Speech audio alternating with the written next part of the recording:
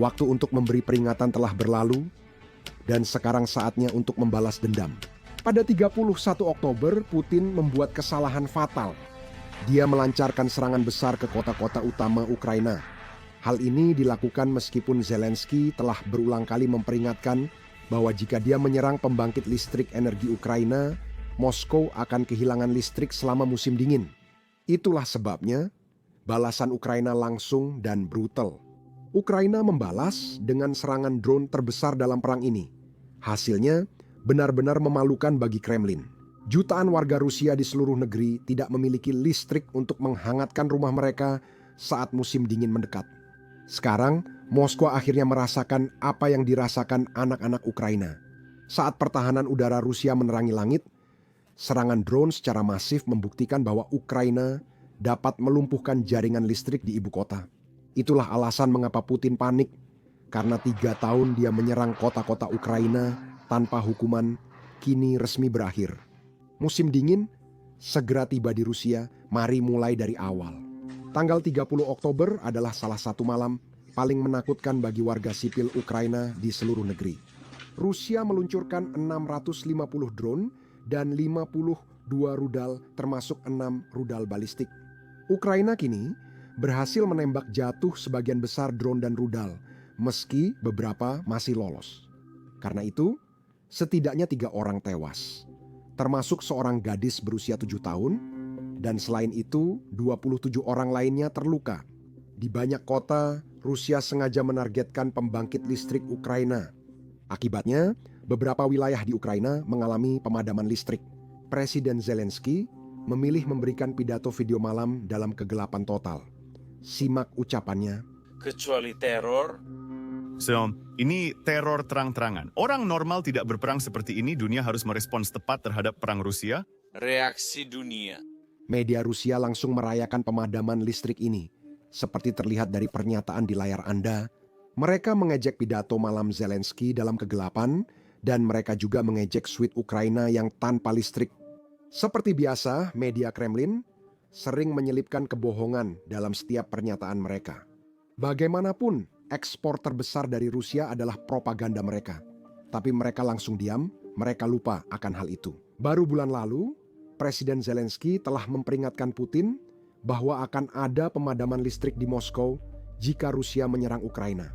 Dan coba tebak, Zelensky menepati janji itu dan dia melakukannya dengan cara yang besar. Ini adalah serangan drone terbesar yang pernah dilakukan Ukraina dalam perang ini. Sebagai gambaran, pada malam biasa Ukraina mengirimkan antara 50 hingga 200 drone ke dalam wilayah Rusia. Lihat peta ini. Bisa hitung berapa drone ke Moskow? Kebanyakan orang juga tidak bisa, terutama awalnya. Ini disebut serangan saturasi, taktik yang digunakan kedua pihak dalam perang ini. Dan disinilah kamu mengirim begitu banyak drone dan begitu banyak rudal, sehingga bahkan jika pihak lawan memiliki pertahanan udara, mereka tetap tidak mungkin bisa menghentikan semuanya yang datang. Kerusakannya hampir pasti terjadi. Karena itu, saat drone Ukraina terbang, banyak yang mengira Ukraina mengirim sekitar 250 drone. Ini lebih banyak dari biasanya. Setelah beberapa saat, beberapa orang menduga jumlahnya 400 drone. Pada saat inilah saluran Telegram Rusia benar-benar mengonfirmasi bahwa serangan Ukraina terdiri dari sekitar 700 hingga 800 drone yang menuju ke berbagai kota di Rusia, menjadikannya serangan drone terbesar yang pernah dilakukan Ukraina. Sirene mulai berbunyi di tengah malam di kota-kota Rusia. Dengarkanlah.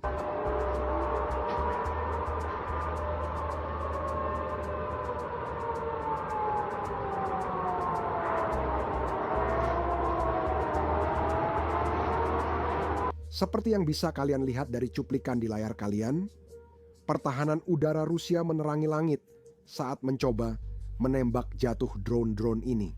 Ini bukan rudal pertahanan udara, tapi tembakan senjata yang lebih ekonomis untuk melawan drone.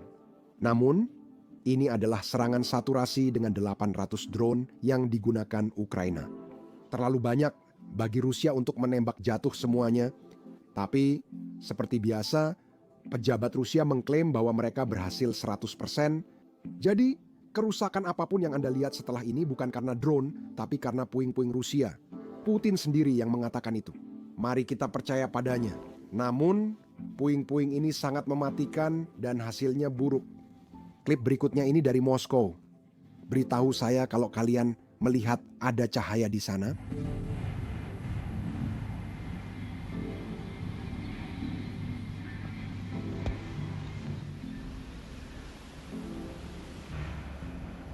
Apakah kalian melihat sesuatu?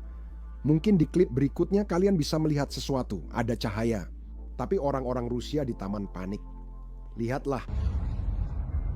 Saya Tidak. Puing-puing Ukraina itu, bro, benar-benar luar biasa, ya kan? Nah, salah satu pembangkit listrik Rusia memang tidak benar-benar selamat setelah puing-puing itu jatuh di atasnya karena ledakannya sangat besar. Mungkin ada kendala bahasa antara Putin dan Zelensky karena Putin menyebut ini situasi darurat di pembangkit listrik. Sementara Zelensky menyebutnya misi berhasil. Lihat cuplikan ini.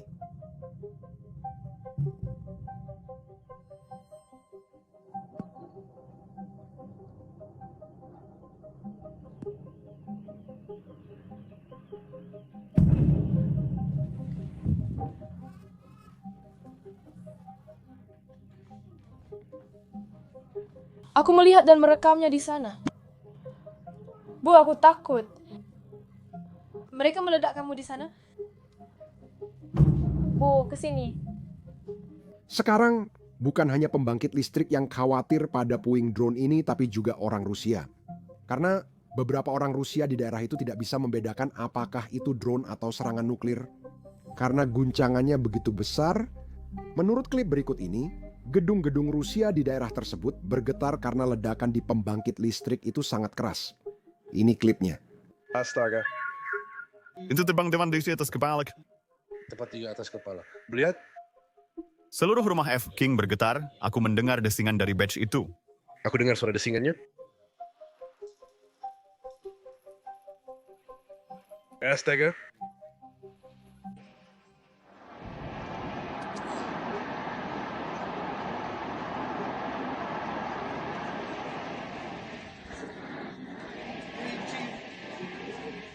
Ukraina sedang mematikan jaringan listrik di Moskow.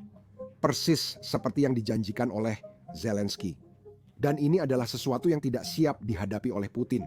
Karena selama 3 tahun terakhir, Ukraina memang tidak memiliki kemampuan jarak jauh untuk menyerang pembangkit listrik di dalam Moskow. Kini perang mulai mendekati rumah bagi Rusia dan rakyatnya. Tapi kau lihat, bukan hanya orang Ukraina yang membuat Rusia membayar, tapi juga Tuhan. Beberapa hari yang lalu, ada meteor yang meledak di atas Moskow dan pecahannya berserakan di seluruh kota. Lihatlah, ini rekamannya. Tuhan tidak senang dengan Putin.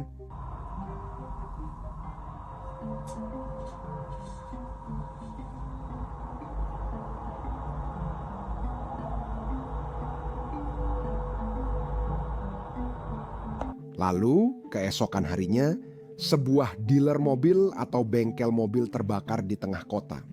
Dampaknya sulit dipahami. Ini tidak terlihat seperti kebakaran yang seharusnya terjadi di dealer mobil. Lihatlah.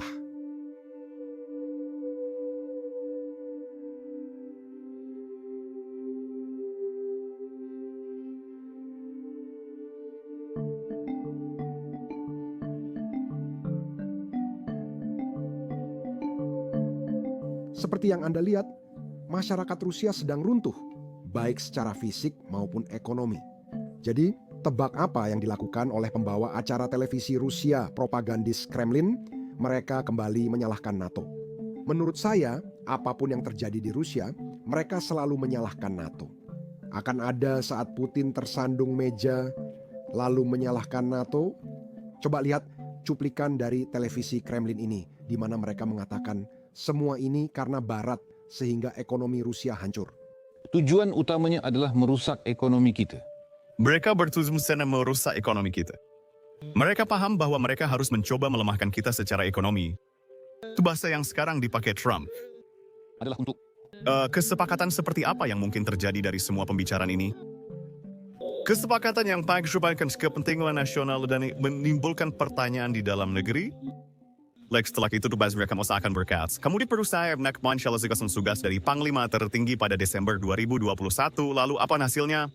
Bukan Finlandisasi dari NATO, tapi justru NATOisasi Finlandia seperti lelucon Biden, akhirnya kamu malah menghadapi pasukan di tanah Ukraina. Jadi Zid, apa yang kau coba sama saya? Apa untungnya dari itu? Bidadari kesalit akan mencoba mendestabilisasi kita lewat jaringan yang belum sepenuhnya dinetralkan di dalam negeri. Semua skema licik itu untuk memprovokasi Maidan di Rusia.